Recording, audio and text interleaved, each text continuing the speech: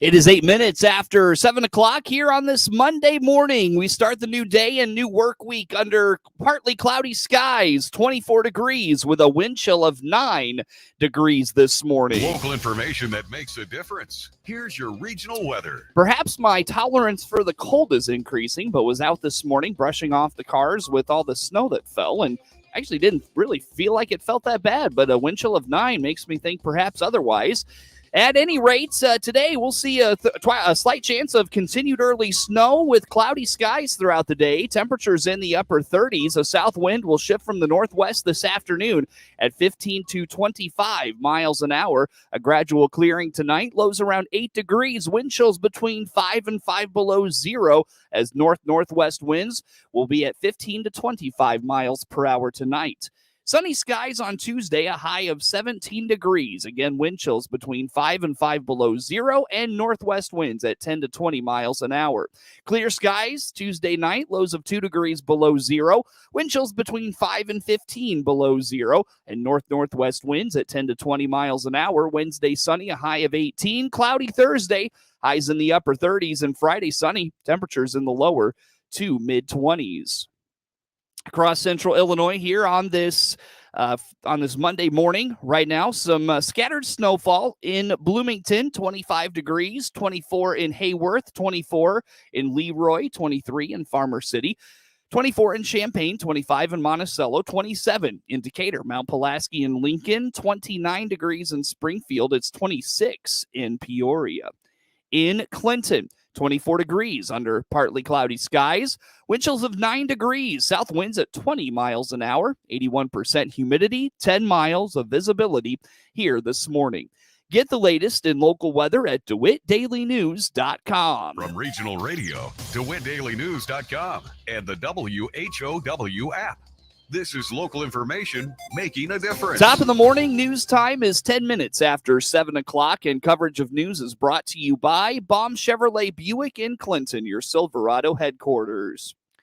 Last Thursday night, the DeWitt County Board approved a sound study agreement with Tech Environmental, Inc. for the Alta Farms 2 wind project in northwest DeWitt County. Board Chair Terry Ferguson on the WHOW Morning Show Friday told Regional Radio News this is the next step in the process of the wind farm's construction. He explains, Enel Green Power needs to provide the county with a sound study for all 4 seasons. One of the conditions that the county board put on a special use permit for the wind farm was that they had to complete a noise study on the ground to prove that their modeling that they did for their permitting process is accurate. And with that, they have to do a minimum of 6 locations during all 4 seasons of the year, and it's got to be completed within 12 months of the starting of generating power at the wind farm. And therefore, if they're going to turn those zones this spring, they got to get started on that process. Because they got 1 year to do it, and they got to do all 4 seasons. So they got to do spring, summer, winter, and fall. There's a lot they have to put together with their consulting group. The land use committee and former zoning officer, we interviewed several consulting companies and selected the one that we were recommending to be used. So we had to approve the use of the company last night. They're from out east, out around in Massachusetts.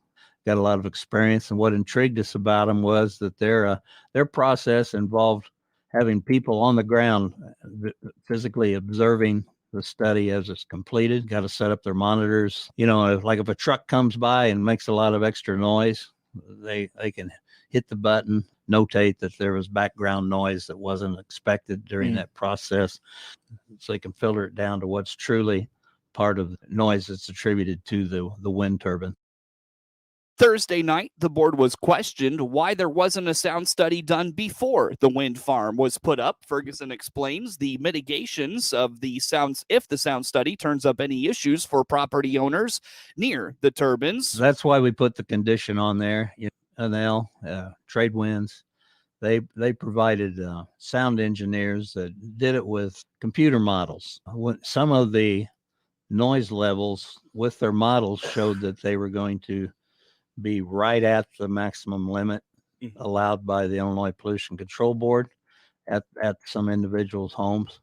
If they got to make sure that their models are correct. If their models are underestimating the noise, it's possible that there'll be an exceedance of what's allowable by the rules. And, we got that in there to make that give the people some assurance that that's what they said was going to be is true. Noise level allowed is checked at the property line.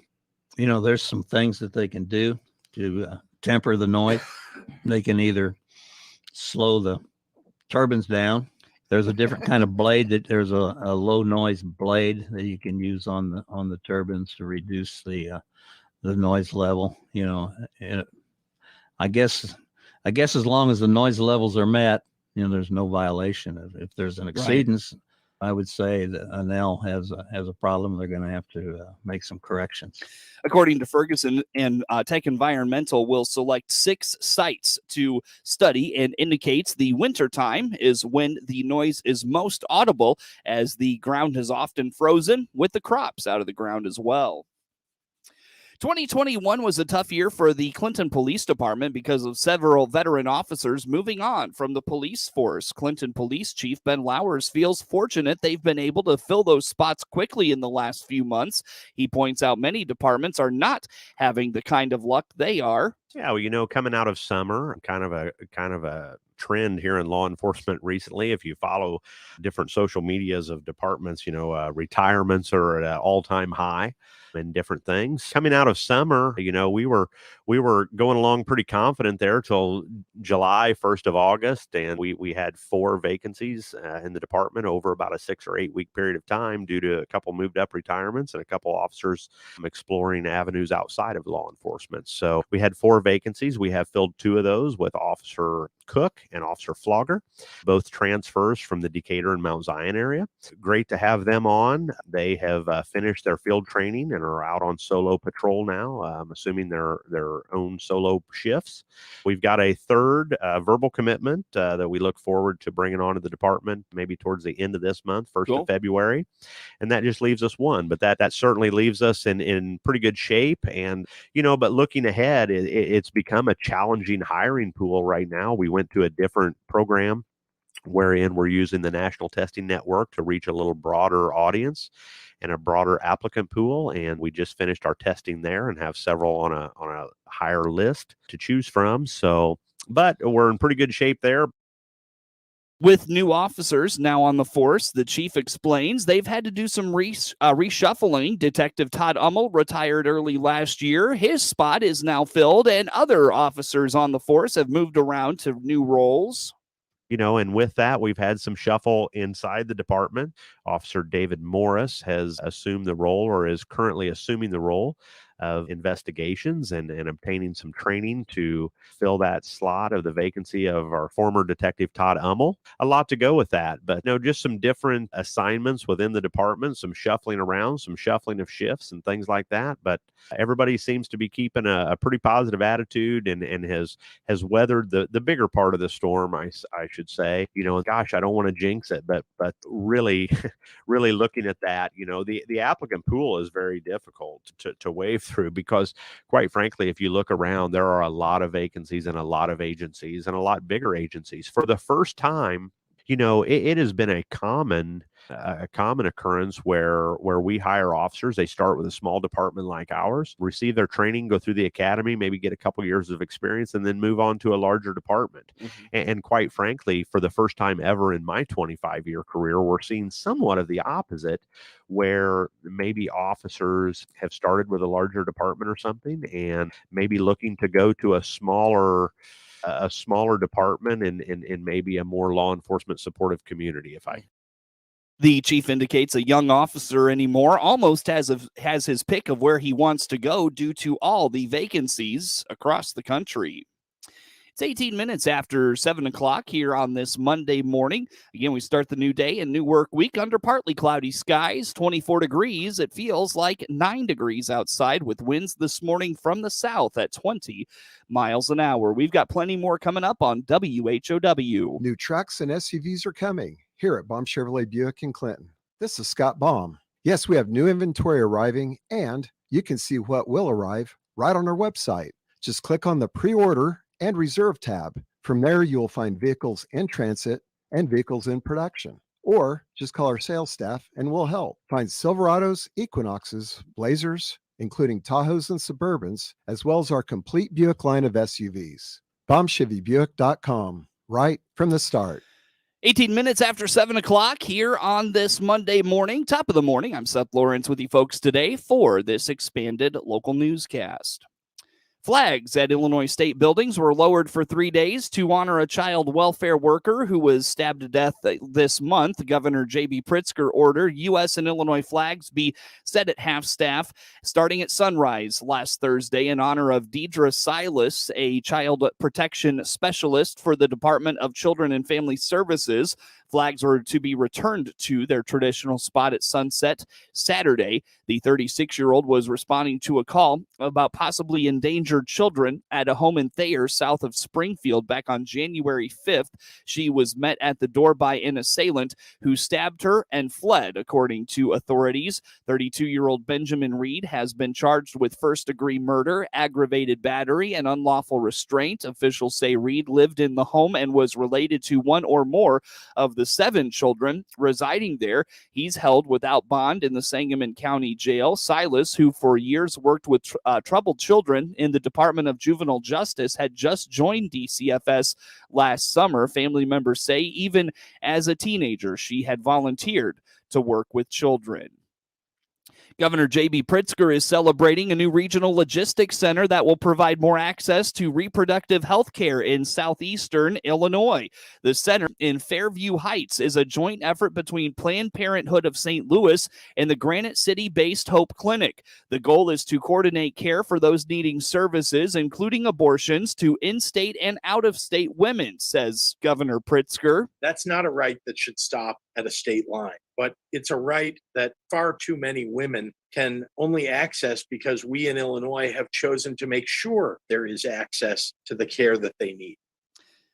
The center will use private funds to help pay for travel, childcare, and other costs for women traveling from other states to Illinois. The services that it provides represent an important new frontier to secure abortion rights, providing wraparound services, including funding and transportation, childcare and lodging, even finding a meal when patients arrive at the clinic.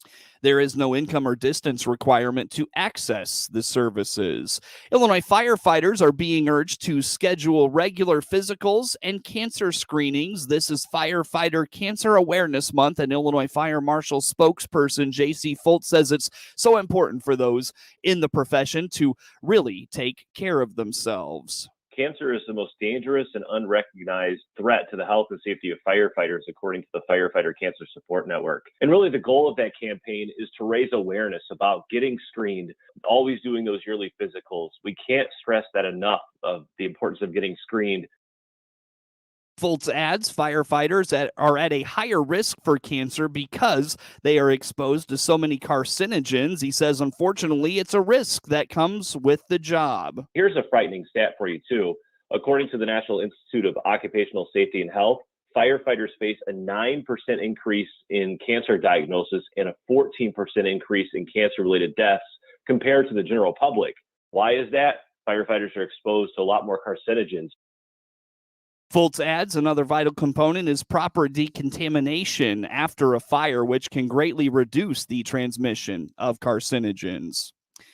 An incredibly rare Babe Ruth collectible has been found in Illinois. A 1927 banner for the Babe Ruth movie Babe Comes Home was discovered in Henry County in a home under renovation. The banner hung in front of the Peerless Theater in Kewanee in 1927 before going home with the manager of the theater, where it was placed in a closet and untouched for more than 90 years. Rich Mueller is the editor of SportsCollectorsDaily.com and says there is really nothing like this banner in the collectible world. This is kind of a one of a kind. I mean, I don't know that there's been anything like that from his movie days of that significance and that size. I mean, this is a massive piece. So that type of thing, and that's what collectors really crave, is a one-of-a-kind type Babe Ruth item. I mean, there will be tremendous interest in this because it's a one-of-a-kind, and there just aren't a lot of one-of-a-kind Babe Ruth pieces that pop up that haven't been discovered before. So yeah, it's from Ruth memorabilia. For Ruth memorabilia, this is just a great piece, and it's something that, like they say, if you had this in a room with a lot of other really high quality baseball memorabilia, your eyes would be immediately drawn to this because it's just so visually striking and unusual, that would be definitely one of the pieces that would attract not just people who are interested in Babe Ruth and baseball memorabilia, but people who are interested in movie memorabilia too. So it's kind of a whole new group of people that will be after this. Will be not just sports collectors, I think, but you'll also see some movie collectors and movie fans who are interested. The family who found the banner are choosing not to be identified at this time. The 10-foot yellow banner is set to be auctioned by Memory Lane Inc. beginning February 5th, with bidding closing on February 19th. The rarity of the banner and its superb condition indicate the bidding could be incredibly high. The auction will open at a price of $25,000. Illinois has a new area code. The Illinois Commerce Commission Friday began assigning a new 464 area code for new phone lines in some western and southern suburbs of Chicago. The new code will coexist with the current 708 area code in the region, which serves most of western and southern Cook County and eastern and southern Will County, according to the ICC. That includes Blue Island, Calumet City, Chicago Ridge, Madison, Oak Park, Orland Park, Westchester, and Western Springs, all existing. 708 numbers will remain the same. The cost of the calls will not change either. The Illinois Commerce Commission says the new area code is due to an increased demand for new phone lines in Chicago's south suburbs. The 464 area code was designated to overlay 708 in 1996 when other parts of Chicago were assigned second area codes. George Light, an engineering analyst with the ICC, indicated, but the 464 code wasn't needed until this year because of lower demand in the south suburbs. It's the last region to need a second area code. The Agriculture Secretary recently revealed some of the potential activities and programs USDA will announce in the coming months. Rod Bain has the details. As we continue into the new year, Agriculture Secretary Tom Vilsack recently offered a preview of some of what can be expected and anticipated from USDA in 2022. At this year's American Farm Bureau Federation convention, Secretary Vilsack said on the trade front, there will be continued efforts to assure China meets its commitments to the Phase 1 trade agreement. Making up that $16 billion deficit over the course of the next several years, and also working on those sanitary and phytosanitary barriers that still exist in the Chinese relationship that they agreed to remove. As well as expand market access. For example, recently we announced the opportunity to reopen pork sales in India, which is a huge market opportunity and certainly welcome news. Natural disasters in 2021 and the year prior resulted in authorization of increased funding under USDA's Wildfire and Hurricane Indemnity Program Plus. And the Secretary says through the use of existing data, we're looking for a simplified way to get resources out under that WIP Plus program, and we can anticipate and expect those proceeds to get out hopefully in the first quarter of 2022. Plus announcement of additional programs for pandemic assistance, as well as recovery for natural disasters. Conservation efforts in 2022 are expected to include a new partnership involving USDA called Farmers for Soil Health, with hope of doubling cover crop acreage by 2030. And we're excited about the opportunity to use conservation assistance and help to do so. Meanwhile, new efforts will be rolled out in 2022 regarding climate-smart agriculture through USDA programs and support.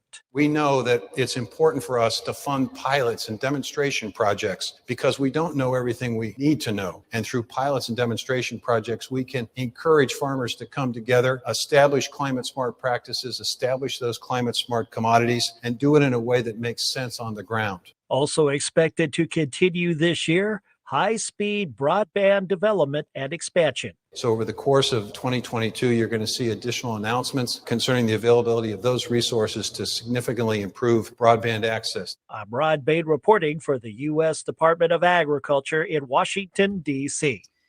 It is 28 minutes after 7 o'clock here on this Monday morning. Again, we start the new day and new work week under partly cloudy skies, 24 degrees in Clinton. It feels like 9 degrees outside. South winds at 20 miles per hour. Coverage of news this morning is brought to you by Baum Chevrolet Buick in Clinton, your Silverado headquarters.